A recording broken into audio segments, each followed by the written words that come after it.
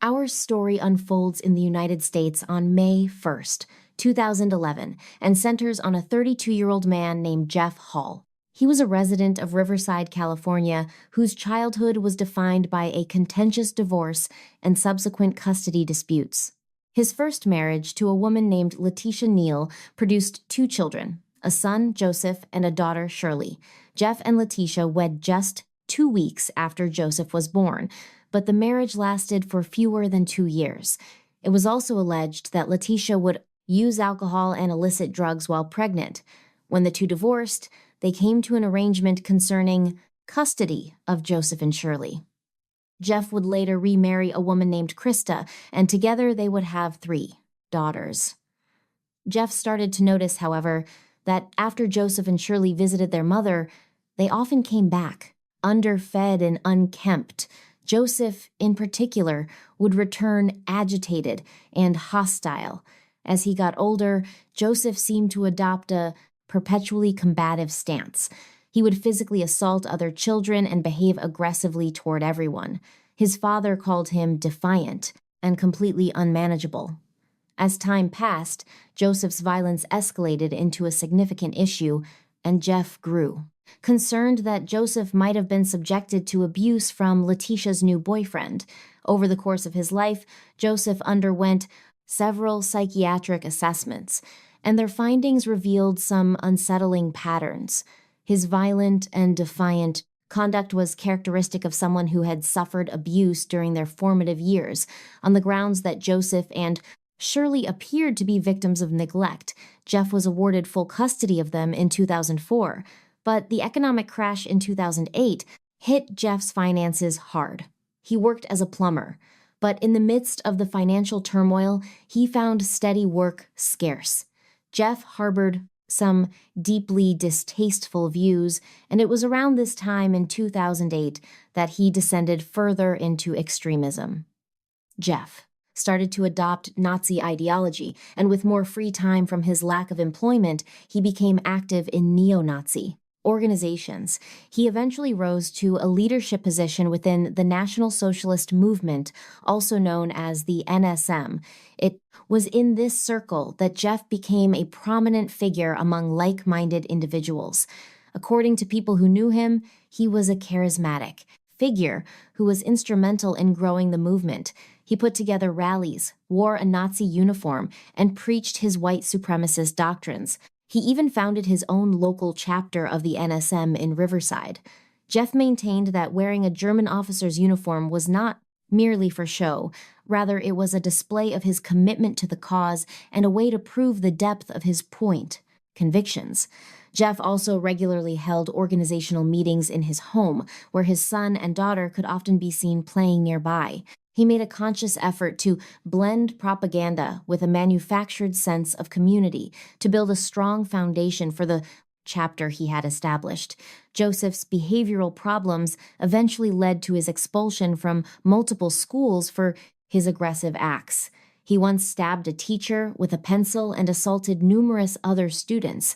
As a result, Jeff pulled both children out of the public school system and chose to homeschool them. However, this increased exposure to his father's ideology and violent lessons at home only inflamed his son's unstable nature, and Jeff's response was equally violent. He would physically punish Joseph for any misbehavior. In 2009, Joseph's mother, Letitia, petitioned the court regarding the custody of her children. She portrayed Jeff as a horrible individual prone to a bad temper and rage. A contentious custody battle began. She made the court aware of Jeff's membership in the NSM, expressing her grave fears that Joseph and Shirley might be indoctrinated into their father's hateful world. But even with evidence supporting her case, the court concluded that Joseph and Shirley would be better served staying in Jeff's custody, and he was allowed to maintain sole legal guardianship over them. Jeff was, in fact, a violent man, and allegations of abusive conduct toward his family, which included his son Joseph, were looked into by Child Protective Services. They were dispatched to the residence on more than 20 separate occasions, yet the agency ultimately decided Joseph and his siblings should remain with Jeff. Joseph, in particular, was becoming a tragic result of his upbringing. As Jeff's life descended further into radicalism, his financial hardships continued, which had a severe impact on the family's home environment. The house was described as filthy, squalid, and filled with easily accessible weapons, fostering an atmosphere that was profoundly unsafe for children. Swastika stickers were plastered on the living room walls, and a persistent odor of urine filled the house.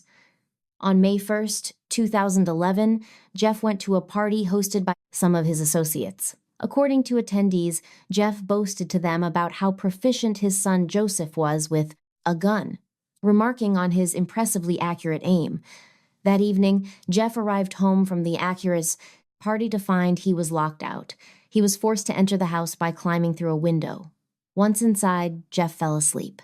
On the couch, in the early morning hours, Joseph, then only 10 years old, came to a terrifying conclusion that would forever alter the course of his own destiny.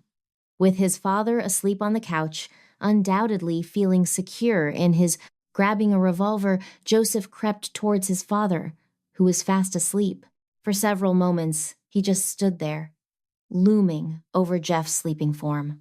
Then, with cold precision, he placed the barrel of the gun right against his father's ear. In one shocking instant, Joseph squeezed the trigger, sending a bullet into his father's brain. What happened next was a blur. The crack of the gunshot sent Joseph's stepmother, Krista, running into the room.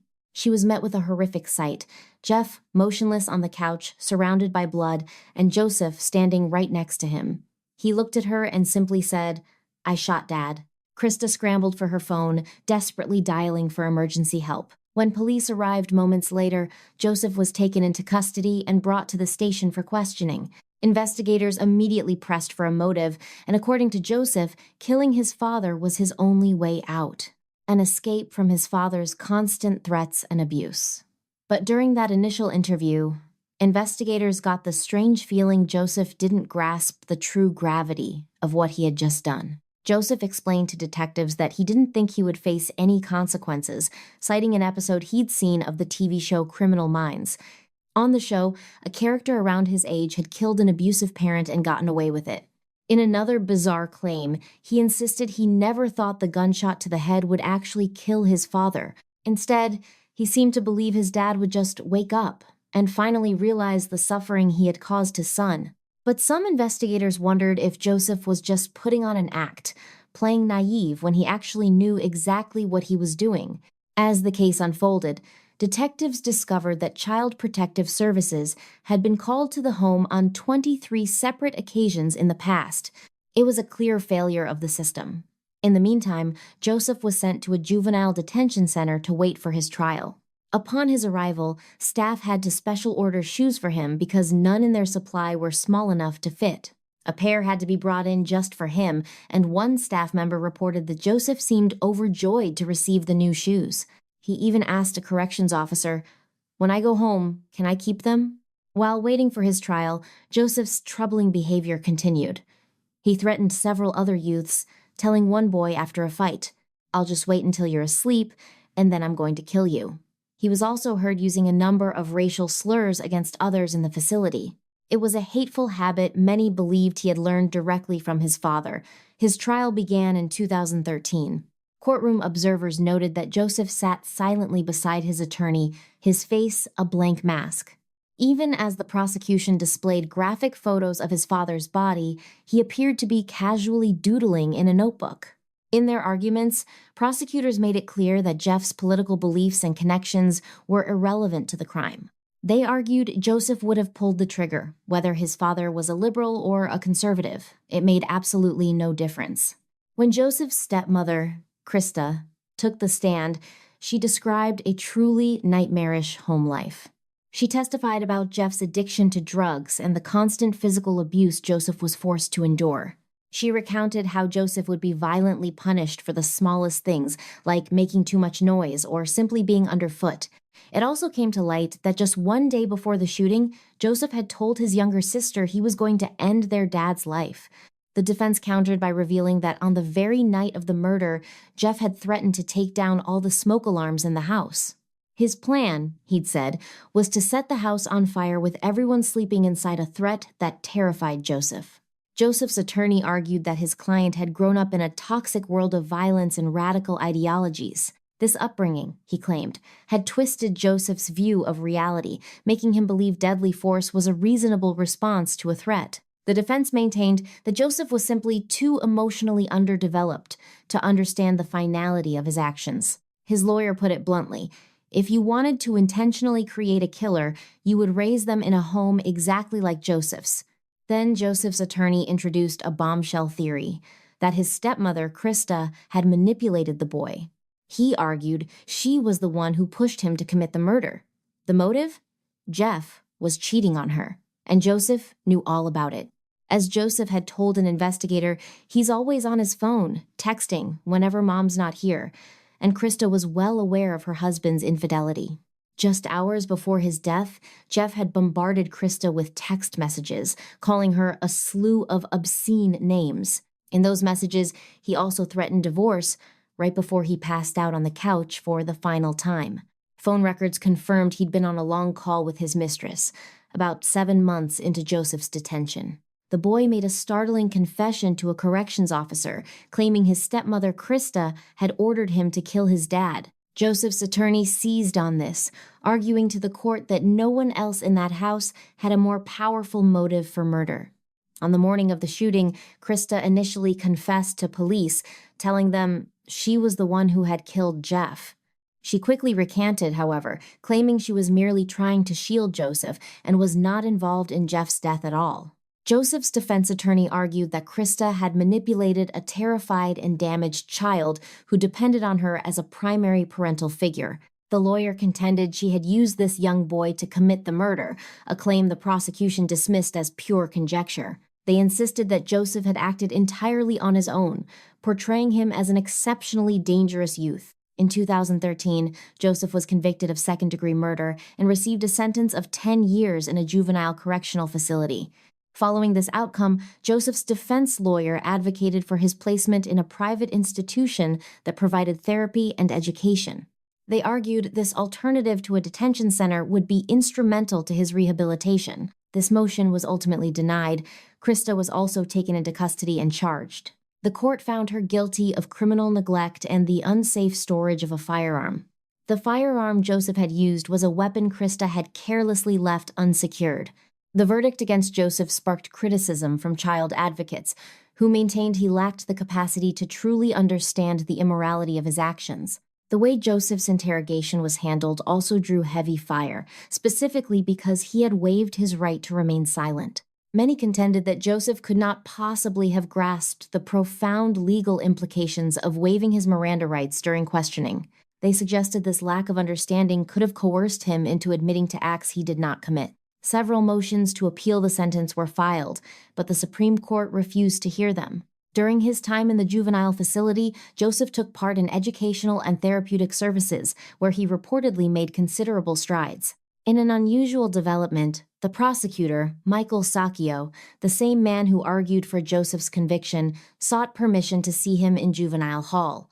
Permission was granted, and Sacchio proceeded to visit Joseph multiple times. Michael admitted he had formed a connection with the boy, remarking that Joseph seemed to be thriving and excelling in the structured environment. Such cases tend to be deeply polarizing.